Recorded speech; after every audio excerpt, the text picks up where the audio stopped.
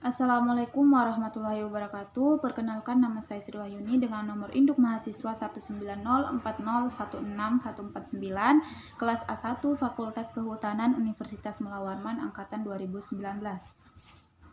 Baik, di sini saya akan menjelaskan mengenai suksesi dan penyebaran tumbuhan. Sebelumnya, dalam struktur ekologi rantai makanan, manusia adalah yang tertinggi dari lainnya hingga saat ini karena manusia memegang peranan penting dalam perubahan sebuah struktur ekologi. Para peneliti di belahan dunia sangat berhasrat untuk mengetahui suksesi ekologi yang terjadi hingga saat ini. Apa itu suksesi? Apa yang dimaksud dengan suksesi? Suksesi adalah rangkaian perubahan-perubahan yang terjadi dalam masyarakat tumbuh-tumbuhan sesuai dengan habitatnya. Suksesi ekologis yaitu suatu proses perkembangan atau perubahan meliputi struktur spesies dan komunitasnya yang terarah sehingga dapat diduga arah perkembangannya. Proses suksesi ini merupakan hasil modifikasi lingkungan fisik oleh komunitas biotis.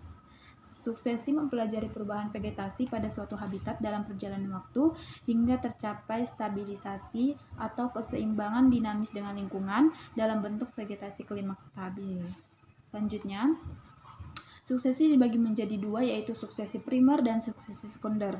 Suksesi primer sendiri adalah proses yang terjadi ketika adanya kerusakan yang menyebabkan lenyapnya komunitas awal secara total dan digantikan dengan komunitas yang baru yang berbeda dari sebelumnya. Sedangkan suksesi sekunder adalah suksesi yang dari awal komunitasnya atau terganggu penuh sehingga komunitas dari ekosistem yang lama musnah atau punah, seperti itu. Jadi suksesi itu dibagi menjadi dua, suksesi primer dan suksesi sekunder.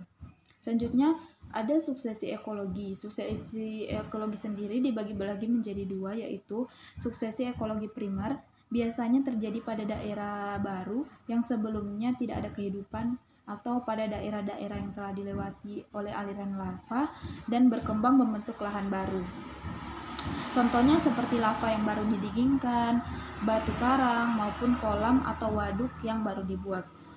Kemudian sedangkan suksesi ekologi sekunder yang terjadi jika adanya kerusakan sebagian pada komunitas alami dan masih meninggalkan sisa-sisa kehidupan.